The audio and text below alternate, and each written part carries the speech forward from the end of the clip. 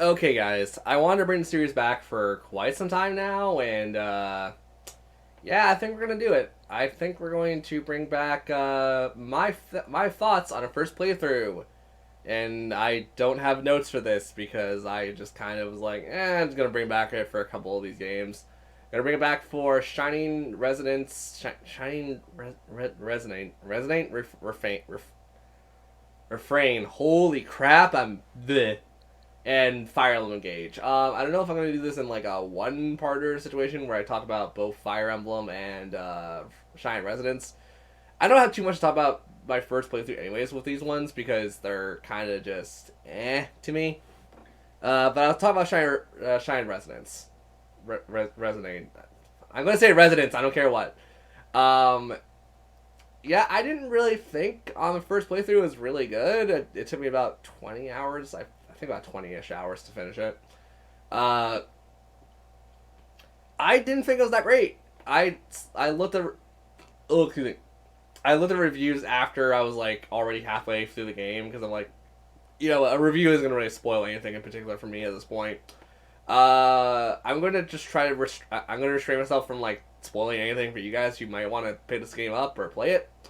But I'm gonna say right now, my first playthrough wasn't anything spectacular. I went on dates with the characters, and yes, you go on dates with the characters.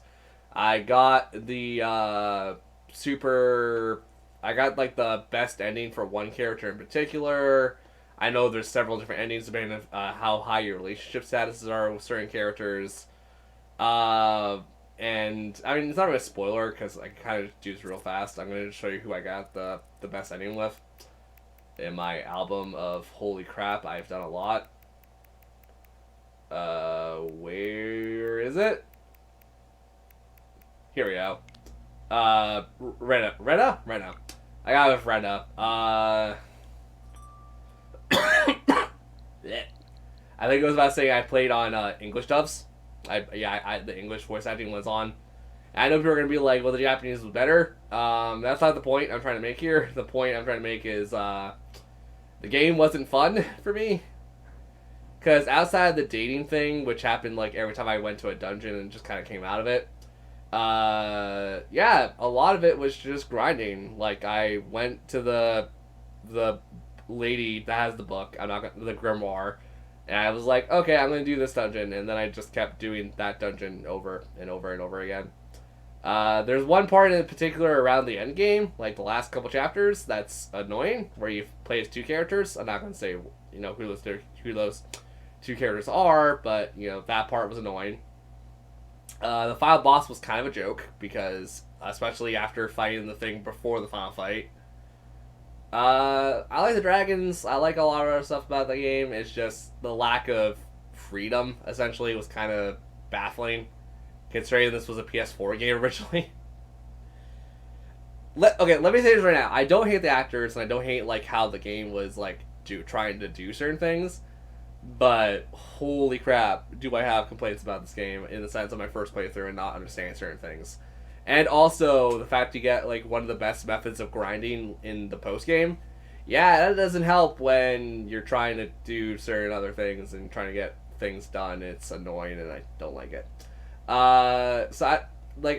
This is one of the reasons I'm not going to do this game as an LP. And if I do it as an LP, I will be doing it very deliberately, and I will be doing it like very like not literally like casually and stuff. But I'll just kind of like take my time and play it whenever I want to really play it.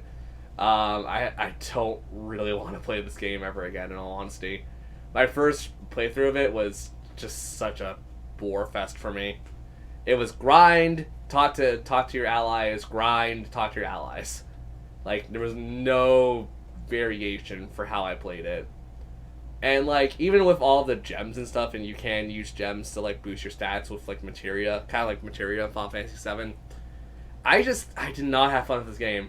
It was a good action game, but, like, I kind of wish it was more Devil May Cry than it was, like, an RPG at that point, because it's just, like, I'd rather go in an open field and then slash everything and kill everything and get experience that way and not just have... Oh, you're locked into a battle now. Have fun fighting this one thing. You can kill in like 2 swings of your sword and stuff. yeah, the AI also wasn't that great either. But yeah, like I just want to give you guys a quick overview of what I thought of my first playthrough. Some people probably like it. Some people probably defend it, saying it's a good game. I'm one of those people who's just like, after my first playthrough of like 23 hours or however long it was, I don't think I can defend it. Like, I want to see this done, but like also better, and not in a. I mean, the world itself wasn't boring, but the politics and stuff was kind of just like, you have no idea what some of the politics are about, and then like it kind of dumps it all on you at some point in the mid game, and it's like that's not how I would do it personally, but I also don't know how I would do this kind of game in general. So, that's my thoughts on that. We're at like what 5 minutes? We're at 5 minutes, so we'll go on to do Fire Emblem Engage. I do plan to do this as an LP, but like I'm going to be taking my sweet ass time with this one for sure because I don't like it as much as Three Houses. Three Houses is the clear winner in my opinion. But, I mean, yeah, it was fine. I got it when the game was new. It took me about 3 days to finish it, so it was about 20...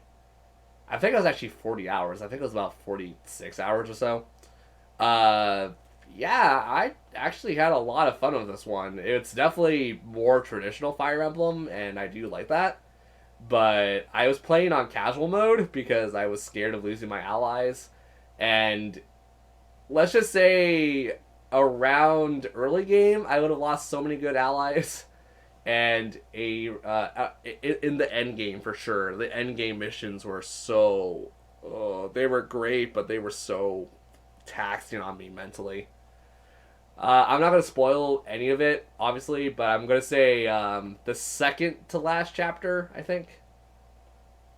No, wait, hold on. The second to last chapter was. Sorry, the third to last chapter. That mission is hot bowl. Like, I don't hate it, but it's not great. It's not great in my opinion. The mechanics of that mission was just annoying, and the mechanics of just route the enemy for one of the paralogs. That was fun when the enemies had reinforcements and you forgot which ones were the real ones. That was fun. But yeah, overall, I liked it. I will probably do an LP of this game, but I'm going to say right now, I definitely don't like it as much as Three Houses.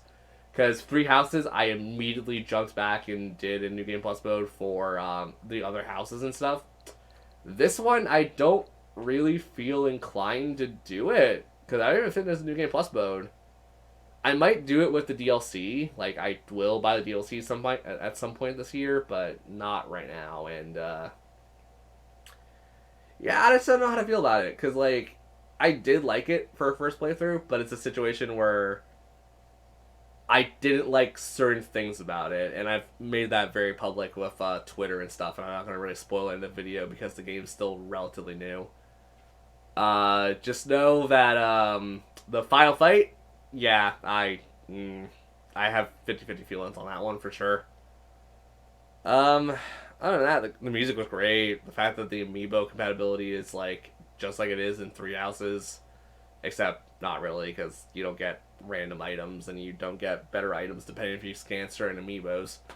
But yeah, I do have a Crom amiibo, and I did scan Crom, and I did get a ticket for stuff, which I think will change like with New Game Plus mode, obviously, and stuff. But yeah, I don't really feel that inclined to play it right now.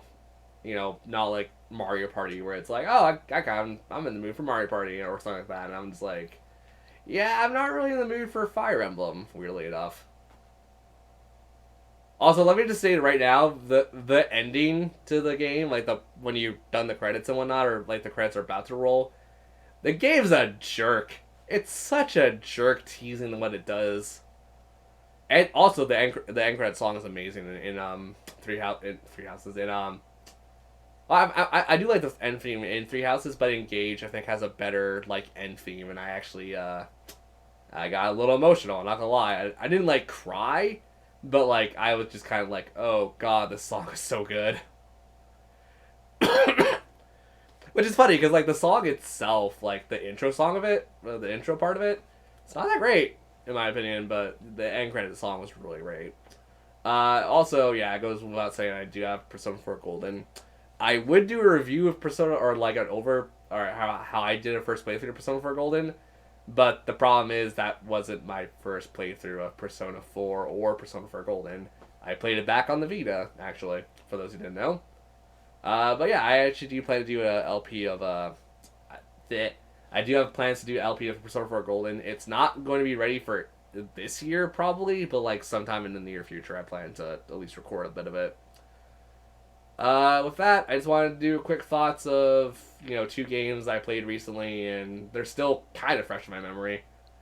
The next thing I'm planning to record for you guys is going to be kind of random because I don't know, I don't fully know what I'm doing with you guys. Well, until you guys get a proper LP video, I'll see you guys later.